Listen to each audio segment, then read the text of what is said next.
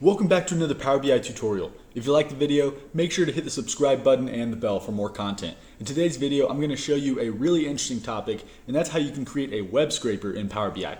This idea was taken from Callum Green's blog, and he shows how you can create a web scraper function using Power Query to iterate over the rows of your table. And that's exactly what we're going to do today.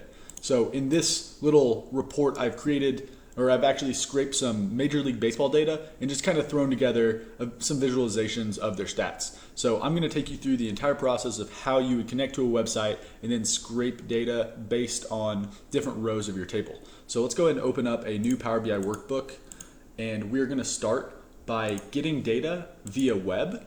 So this is going to be the first step. You're going to find a website that you can actually scrape, and I have taken this website right here from foxsports.com, and it has some really good baseball data in tables. So I'm going to go ahead and grab this URL and throw it in the URL. So basically, one of my last videos was covering the web connector. So if you're not familiar with this process, go ahead and watch that video. But this is how we're going to start this process. So let it connect to Fox Sports Net or Fox Sports, and we're going to let it pick up all the tables. So we're going to have to find the table that we want data from. That is his other information. I think it's this last table here.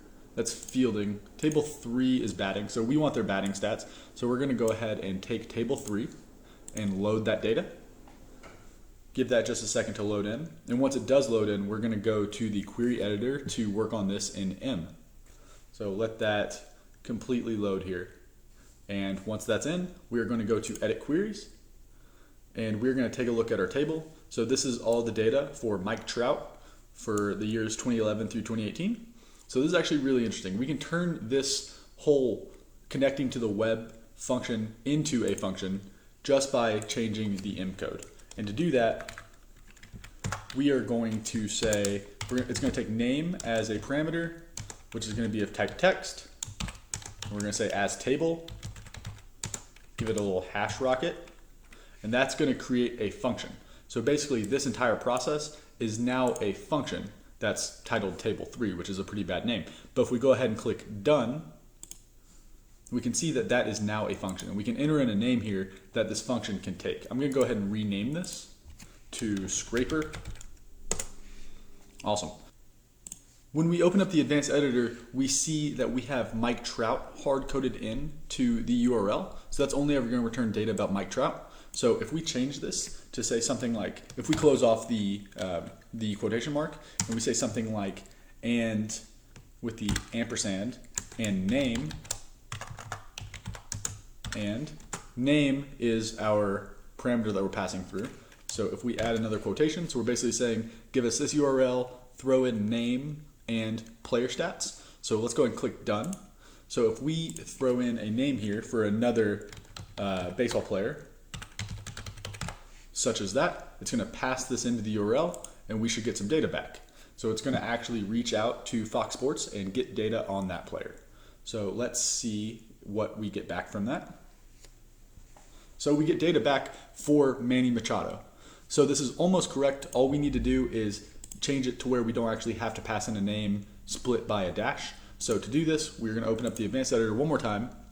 And instead of just name, we're going to say text.split name, and we're splitting on a space, and we're going to take the 0th element, and then we have to add in a dash,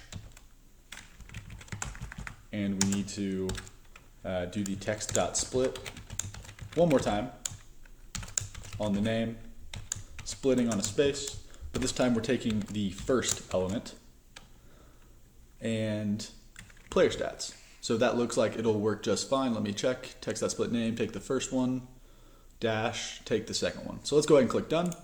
So now this function is going to take it'll take an actual name. So if we go ahead and do like something like Mike Trout, just like a normal name as you'd see, go ahead and click invoke, and you see Mike Trout's baseball stats come up since he plays for the Los Angeles Angels. So that's really awesome. So we're almost there. We now have a function that will basically reach out and grab all of the data from the web that we want. So all we need to do now is enter in a new table and create a list of names that we want this to iterate over. So I'm going to name this hitters. This will be the name column. And let's throw in a couple of names that we want to grab data for. So we'll take it for Nolan Arenado. That might be spelled incorrectly. Jose Altuve.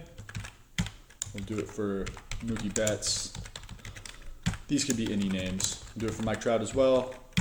And finish with Charlie Blackmon. Okay, so those are 5 current MLB players. So I'll go ahead and click OK. And I'm going to have a new table here on the left, all these hitters. In order to run this function over all of these rows, all I have to do is come to Add Column and invoke Custom Column. And we can name this column whatever we want. I'm going to name it Scraped. And it gives us an option to run a function. So I'm going to run the scraper function on our name column, on this name column of the hitters table, and click OK. And it gives you this question about privacy, but since privacy doesn't matter to us, I'm going to say ignore privacy levels and click save.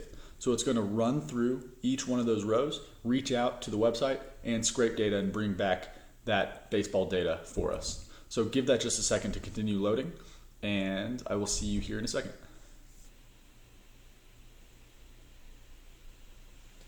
There you go. We got some data back, but you see that's in table format here. Basically, each one of these rows has its own table of data assigned to it. In order to expand this table into actual columns, we just click this expand button and OK. And we see that we now have all of the data we desired. For Nolan Arenado, we have 6 rows for the 6 years that he played. Going down, we have the other players as well. So it's exactly what we want. We scraped all of the data for those 5 players, and it was actually pretty easy. One thing you notice here is that there is the word scraped, the function name, appended to the front of all of the columns. So if you really wanted to deal with that, you would come to Home, Advanced Editor, and see this last step here. If you come all the way to the right, you can see that we are naming these columns scraped. I could take that away, and take that away.